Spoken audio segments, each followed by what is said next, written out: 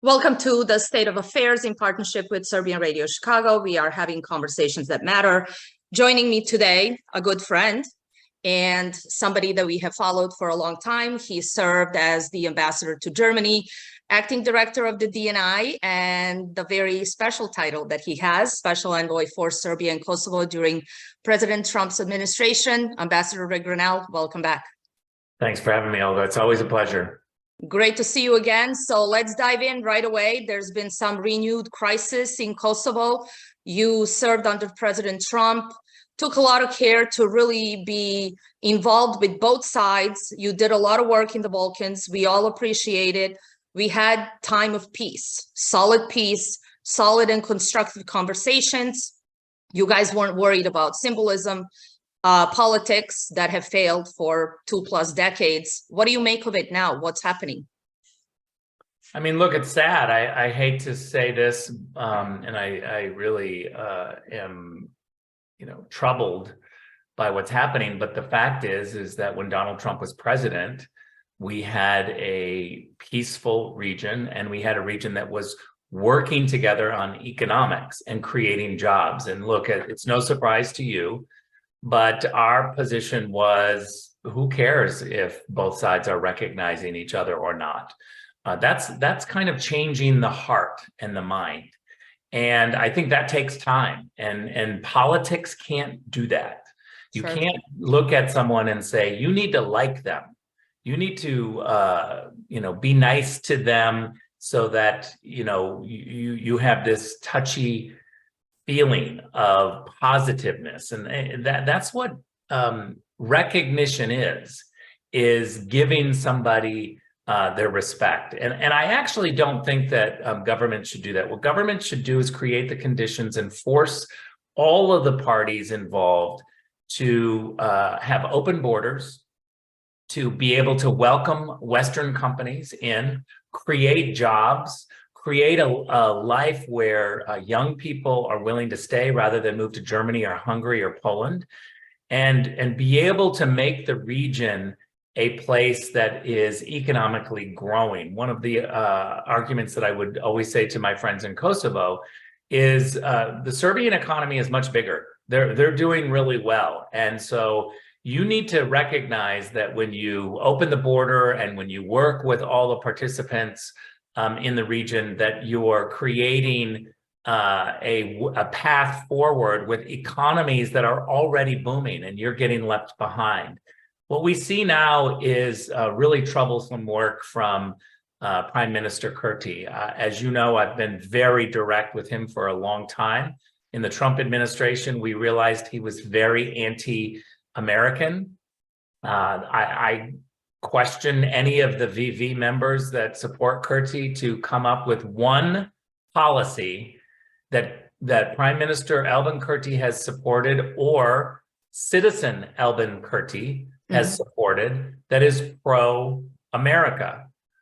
He can't. There's a video going around right now where he's very clear that says the future of Kosovo should not be with America, that it doesn't make sense for Kosovo. So look, I think he has every right to make that claim. He has every right to convince the people of Kosovo that their path is on a different path than with America. But he cannot expect for America to keep funding and to keep having a partnership with him where money is involved. The American people work way too hard. We're sick and tired of giving money to people who don't appreciate it and who don't want a partnership with us.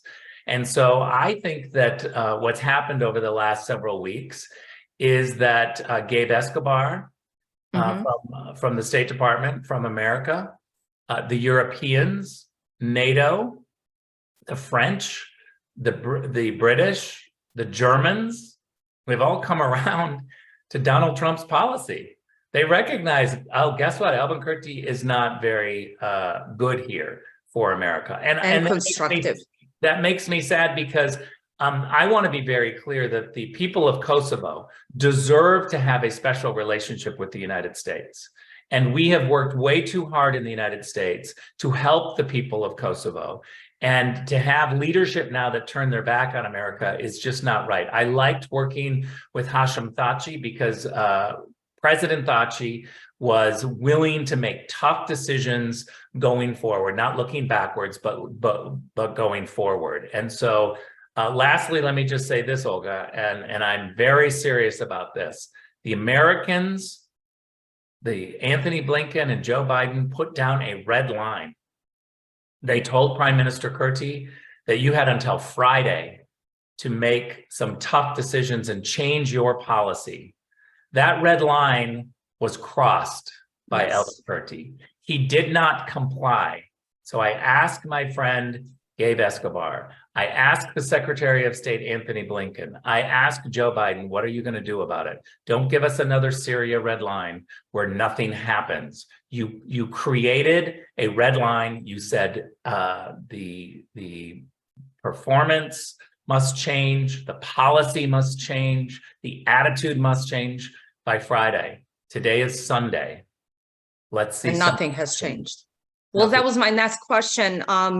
You were very complimentary, and I find it surprising, but still very positive, that Edi Rama actually came out with a statement. All of this seems to be laying blame on Albin Kurti and his unilateral moves. And I have to say, the only concrete steps against Kurti were taken during President Trump's administration, obviously, while you were there.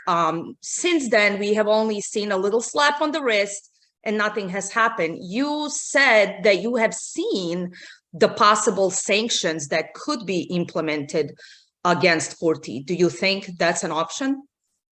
Well, look, first, let me start by saying, because there's going to be a lot of Albanians and my friends in Kosovo that are going to be watching this as well. And I want to be very clear that I have been very tough on President Vučić to move towards the United States. Every conversation that I have with him is reject Russia, reject China, move closer to the United States. Your future is with the West. And I'm very tough on the Serbs when we've spoken. Unfortunately, over the last year and a half, the reality is that Prime Minister Kurti has not moved forward. And so the pressure has been over the last year and a half, 2 years, maybe even 3 years, on Kosovo, on Prime Minister Kurti. And many people are saying, oh, Rick, you're too tough on Kosovo right now. But the reality is that if you really ask the Serbs in the very beginning, they did not like the demands that I was putting on and moving us forward. We opened the Madare border crossing. That's not something that the Serb government wanted to do. We made a lot of concessions. Look at the push that we did on the Serbian government to diversify their energy sources. That was a huge win for the entire region. And that was not something that was supported. So I am very proud of the fact that the government of Kosovo and the government of Serbia have both honored me with the highest honors that you could get from both sides. And I don't know of another human being alive that has been honored by both sides. And so I'm proud of the fact that I call them like I see them. And right now we need President Thaci out of The Hague and back in some sort of a leadership position, because the region right now is clamoring for peace, clamoring for some sort of leadership on both sides. And I just don't think that Prime Minister Kurti is cutting it. I think the people of Kosovo need to make some tough decisions right now about their leadership if they want to be closer to the United States. If they don't, if this is their moment to say they're going to step away from the United States, then so be it. They have every right to do that. I'm not saying that they don't, but they don't get to make that decision and expect the American people to continue being their partner and paying for this. Because I don't see a single policy that Albin Kurti as a citizen or Albin Kurti as prime minister has ever supported that is pro-American. And that's just the fact. So that's a long answer to your question, but I'll finish by saying, you know, the red line that has been crossed means now that U.S. Ambassador Jeff Hovenier, Anthony Blinken, and Gabe Escobar better be advising the White House, Joe Biden, on some sort of consequences. I've seen the list of threats and the consequences that were proposed, and they're going to have to now start upping the ante. Interestingly, and I do agree with you, we've been fighting these battles here together for quite some time. There is a great opening for Serbia and the United States to improve the relationship, to be on the same side of history. But as an American, and we have these conversations often, and this will segue me into our next segment, do we have a leg to stand on in terms of that moral high ground, telling everybody else that this is the rule of law, this is what we're doing? Well, what is, in simple terms, what sort of West are we telling Serbia to be on the side of? The healthy, strong, moral compass conservative West, or the one that you and I are seeing here, unfortunately, as Americans, that is not really leading not only us, but the entire world on that path? Because we're sick and tired of the woke ideology. And trust me, so are the Serbs. And I can tell you, so are the Albanians and everybody else. They don't want that type of West. Yeah, look, I just spent this past week in Colombia, met with the president and the foreign minister in Colombia, and I heard the same thing. They think the woke ideology is really bad, and they think America has lost its way. Look, one of the great things, Olga, about America, and you know this, is that we have a commitment to form a more perfect union. And that commitment means that we have to be honest about our failures and commit to fixing those failures, so that we do every single day wake up and say, how do we make our union, how do we make our America better? And that's the system that I love. We have the greatest system in the history of the world because we are constantly trying to fix it. But we need to be honest right now that the Biden administration has woefully failed us. No one has to question Biden on the world stage as a failure, because they see it. They see it from Afghanistan to the Balkans to China to the Middle East, removing the Houthis from the terrorist list and then watching the Houthis attack the UAE. I mean, think about that. That it's unprecedented when you see disaster after disaster, and the Chinese are moving in fast. So it's getting more difficult to say to somebody like President Vučić, turn away from China, when the Biden administration is turning towards China. And what are we offering in return, essentially? Yeah, it's getting difficult, but I remain positive on America. I remain hopeful that Donald Trump is going to come back and fix all of these problems, because let's face it, just look at Joe Biden's economy and Donald Trump's economy. Look at Joe Biden's global affairs and Donald Trump's global affairs. And you ask yourself, what world do you want to live in? Absolutely. And Washington is trying, in all of Washington, the media, the political types, the elites are all trying to tell you that mean tweets are too much. And what I say to that is, bring on the bull in the China shop, because we need that bull back in Washington, D.C. to knock down a whole bunch of ways of Washington. This is something they keep saying, the Democrats keep saying, is that the Republicans are attacking the rule of law. We are attacking the rule of D.C. Yes. And we are the ones who are pushing the rule of law. They're the ones that are trying to manipulate the Supreme Court with new members because they don't control it. So they want to add members. They want to add states when they start to lose. They want to send mail-in ballots to people who don't know the ballots are coming into the mail. And so therefore there's a recklessness for that. And I believe that they have, convinced the American people that men can get pregnant and that there are more than two genders, and all of this crazy radical stuff. You look at a building being burnt down with Antifa people all around, and the CNN reporters trying to tell you this is a peaceful protest. What happens in Washington, D.C. is radical. It's got to end, and we've got to save our country. And that actually takes me into something that I wish to address, which is this indictment against President Trump Obviously, all of us are rallying behind him. We're going to continue to do so. We're looking into 2024. But back to that whole law and order and rules-based order on the international stage, there's so much hypocrisy behind it. We just found out that the FBI has knowledge of Burisma handing out $5 million to Joe Biden and so much more with this Hunter Biden laptop. But hence, nobody is standing any sort of the trial. They keep going after this witch hunt after President Trump. What do you expect on Tuesday? Well, look, I think that what I expect from the swamp is a continuation of attacking Donald Trump, doing anything they can, indictments, raiding Melania's closet, asking for his taxes, trying to convince the American people that he's a terrible person. But he is the most scrutinized person in the entire world at this point. And I think that what's going to happen is they're going to continue to indict him. But something else happened this week, Olga. We saw massive support for Donald Trump. His numbers are increasing.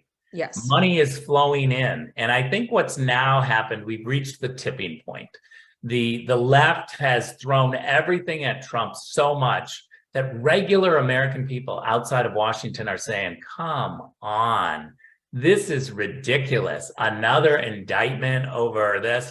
I mean, the fact that Joe Biden hasn't been indicted, the fact that they indicted Donald Trump on the same day that Congress produced a document showing that Joe Biden has taken money from a foreign government. I mean, this is one of those things, again, that men can get pregnant. Yes. They want to convince you. A touch of pregnancy. We've got to wake up and realize that what Washington, D.C. is shoveling is a bunch of manure. I agree. Now, I have to ask, Special Counsel Jack Smith, how does he tie into this? Because interestingly, there's a connection to the Balkans again. Yeah, let me finish the interview with this last point. I will say that our listeners here are probably the most educated people on Jack Smith in the country. You've watched Jack Smith and his manipulation at The Hague and the weirdness that he is at The Hague. Everybody thought that he was really bizarre and did bizarre things. And we watched as he was so uber political that he jumped to offer an indictment of Thaci, saying all sorts of crazy things in the past that he said he could prove. And then when the indictment came down, none of that was in the indictment. It was just a big political move to embarrass Donald Trump and try to stop what we were doing. Remember, President Thaci was on his way to Washington, D.C. when the indictment was announced by Jack. And he was on his way to Washington, D.C. to come to the White House with me to finish final negotiations. And so I think it's clear that Jack Smith is incredibly political. There's a lot of questions on what he did in the Balkans now coming out, his tactics, the lies that he made and put forward. And we know that because now witnesses, his own witnesses, are coming forward and saying we were manipulated. And so if the U.S. media had, any integrity or any interest in following the facts and producing the truth, they would look into exactly what happened at The Hague and how his case is falling apart because witnesses have come forward to say we were manipulated. Very interesting. We're going to follow this and we'll see what happens on Tuesday. Hopefully we'll have you back to discuss more. Thank you for being with us today. All the best. Thanks.